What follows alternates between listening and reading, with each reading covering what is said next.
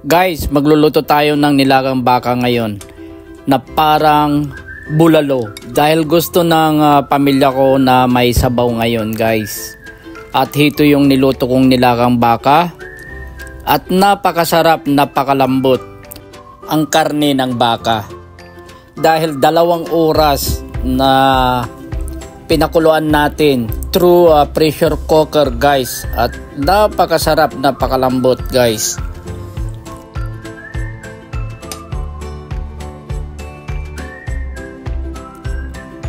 At ito ang mga kumpletong listahan ng mga ingredients na aking ginamit. So tara mga kabayan, at umpisa na natin magluto ng nilagang baka. Una magpapakulo tayo ng mainit na tubig, and then ilalagay na natin yung onion. Kinamay ko na mga kabayan. Total malinis naman ang aking kamay mga kabayan. At ito lalagyan na natin ng paminta. Hintayin natin na kumulo ito mga kabayan bago natin ilagay yung karne ng baka.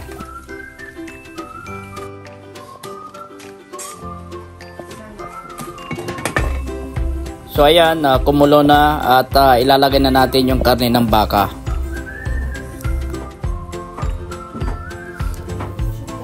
At kinamay na naman ng anyong tatay ang karne ng baka. Total malinis naman daw ang kamay niya.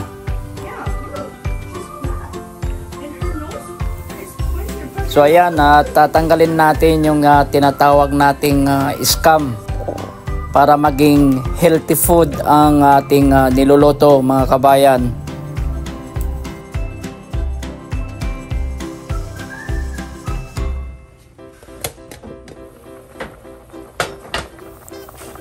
So ito by this time ilagay na natin yung sweet corn, mais. Sobrang lambot na itong karne ng baka mga kabayan.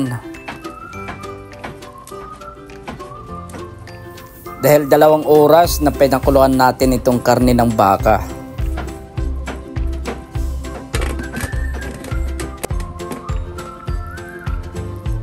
Dinagdagan ko pala ng 1 cup na tubig kasi parang medyo nagkukulang tayo at masarap ang sabaw mga kabayan. Ito titimpla na natin, optional lang to. Kami kasi mahilig kami sa sa bitsin para mas malasa, sabi namin. At ito lalagyan natin ng patis. Kaya lang kulang ang patis na namin, hindi pa nakapag-grocery mga kabayan. So dadagdagan natin ng asin yan. Wow, sarap. Para mas malasa nga. At ito'y optional, nasa inyo yan kung gusto nyong lagyan ng wow, sarap.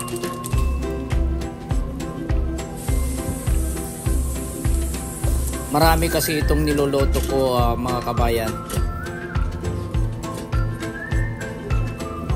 At ito lalagyan ko rin ng beef powder para mas malasa pa lalo mga kabayan.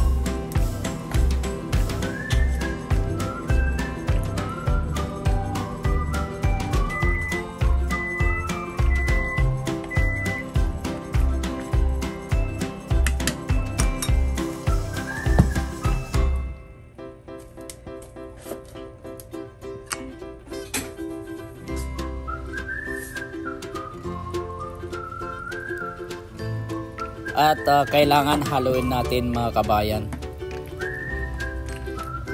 Tapos takpan natin, ipagpatuloy ang pagluluto. Hintayin natin ng after 10 minutes.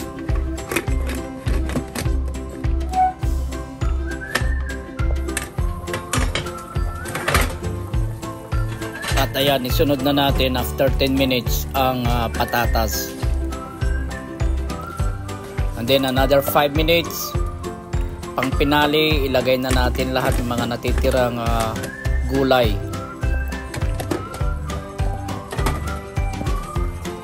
So ayan, ilagay na natin yung string beans.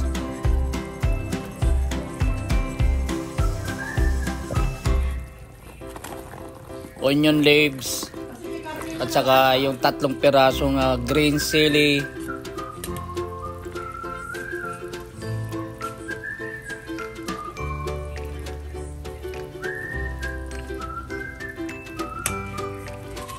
Tapos isabay na rin natin yung cabbage, yung repolyo.